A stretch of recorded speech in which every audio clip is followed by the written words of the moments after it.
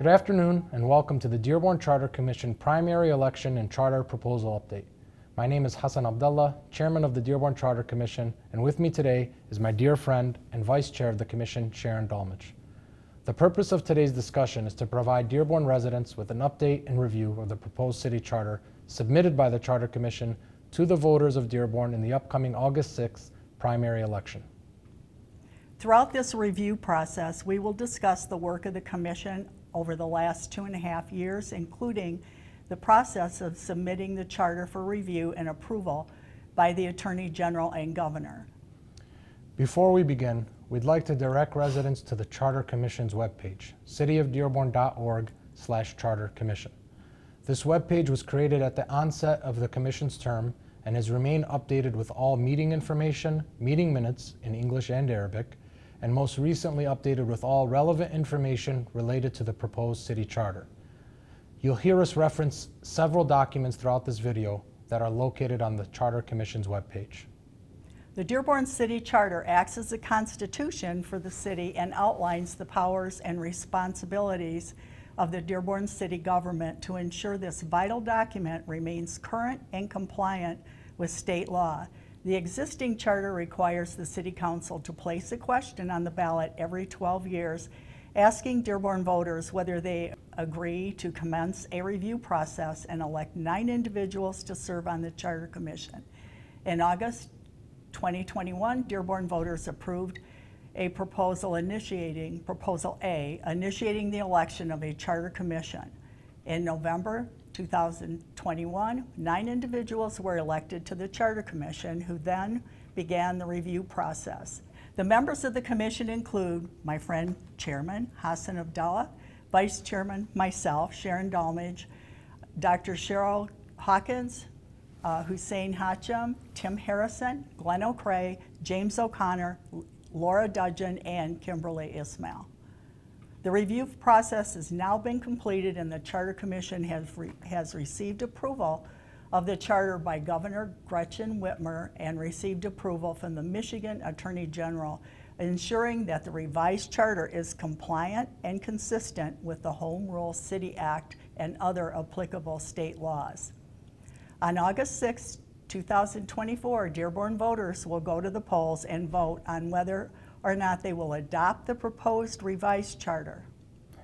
The review process undergone by the Commission was meticulous, thorough, and comprehensive. Throughout the duration of our term, the Commission engaged members of the public, elected officials, subject matter experts, and colleagues across the state as we navigated various chapters during our review. Throughout this process, the Charter Commission consistently weighed proposed revisions against the 3-prong test. The first prong was whether the proposed change was compliant with state law.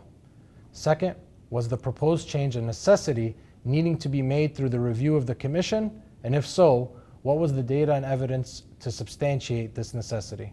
Third, did the proposed change lead to a framework of government that better served the residents of Dearborn? In the next portion of this discussion, I'm going to highlight the 5 most significant revisions made in the 2024 proposed city charter.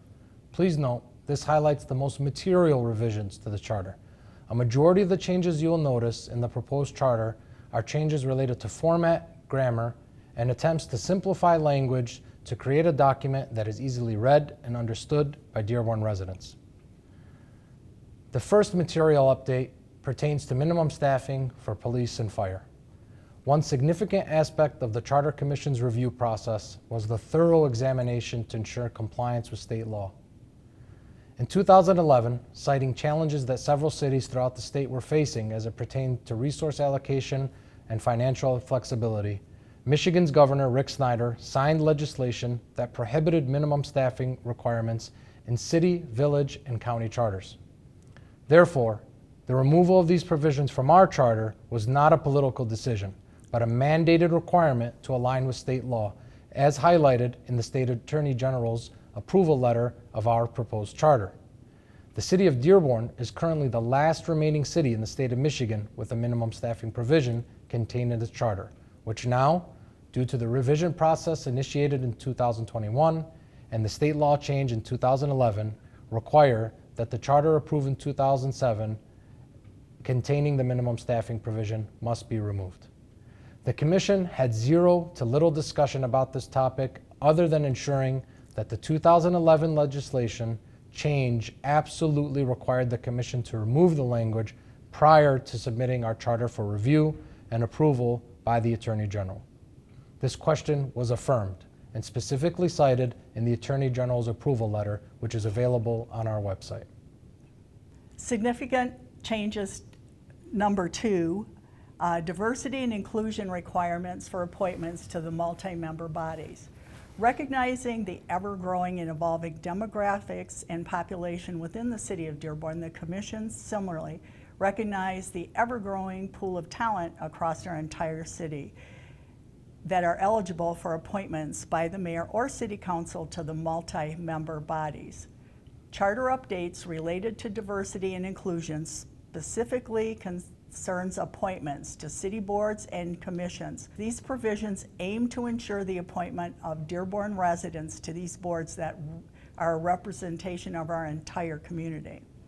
They do not mandate, impact, or have the ability to impact the staffing and hiring practices of our police, fire, or any other city department. These provisions focus on ensuring that appointments to these bodies, which serve a significant role in the oversight, facilitation, and growth of vital city services, permitting and approvals reflect the demographics, diverse skill set, and talent available across our entire city. Significant update number 3, safeguard provisions and transparency enhancements to protect retiree benefits. Hearing the feedback from members of the Dearborn retiree community was a humbling experience. The Commission worked to ensure that the charter specifically created a framework that allowed for a more transparent process related to potential future changes of retiree health care benefits. Specifically, we created the option for City Council, by resolution, may establish a Board of Trustees for the Retiree Health Care Plan Trust consisting of 5 trustees. Additionally, we also required that before final action on any proposed change in retirement benefits is taken, the Council shall obtain a report as to the immediate and long-term costs of the change from a qualified actuary of its choosing. The Council shall provide an analysis and report to the Pension Board within 30 days of receipt, and the Council may not take any final action until at least 3 months after the report of the actuary is made public at a meeting of the Council and offers the Pension Board additional time that is necessary for proper review of proposed changes and increase a more effective method to opine and give feedback to these proposals. The 4th significant update is regarding an updated framework, purpose, and responsibility of the city's Board of Ethics. Specifically, we constructed a new Board of Ethics aimed at ensuring public trust, government accountability, and transparency in reporting. The newly constructed Board of Ethics has the sole responsibility of overseeing and enforcing standards in relation to the city's ethics and financial disclosure ordinances. The Board of Ethics is now comprised of 2 appointments by the mayor, 2 appointments by the city council, and a 5th member appointed by the 4 appointing members. Additionally, the Board of Ethics is now required to make information public to Dearborn residents, such as an annual report on inquiries that came through to the Board of Ethics, investigations, including information about the number of investigations and the overall scope of those investigations, redacting any confidential information, and the newly constructed board removes previous conflicts of interest that involved city directors and employees in the involvement of the Board of Ethics. The specific purpose of this change was to ensure that Dearborn residents, employees, and individuals have the ability to inquire, report, and have a confidential and trustworthy process governed by the Board of Ethics to ensure the oversight of our city's ethics and financial disclosure of interest ordinances. The 5th significant update in the proposed city charter is pertaining to the Civil Service Commission. Specifically, the Charter Commission enhanced and reinforced the Civil Service Commission's responsibilities and oversight of ensuring a productive, healthy, and safe work environment for all city employees. It enhances best practices based on HR standards throughout the country that allow for better employee evaluation. It also enhances the training requirements of city employees and the requirement for the Civil Service Commission to review annual policies, procedures, and the employee handbook to ensure that all of these pertinent documents are updated to maintain best practices. The Charter Commission would like to thank you, the Dearborn residents and voters, for your support, trust, and feedback throughout the duration of our term. Dearborn, it has been one of the greatest honors to serve in this capacity. This process has been humbling and given all of us a greater value for the work of our city government. The work we put in was done with the intention to create a more transparent, accountable, thriving government and city that Dearborn residents will be proud to call home. We are confident in the process and product put forth by the Commission over the last few years. We highly encourage all of you to ensure that you are registered to vote, take part in your civic duty in the primary election on Tuesday, August 6th.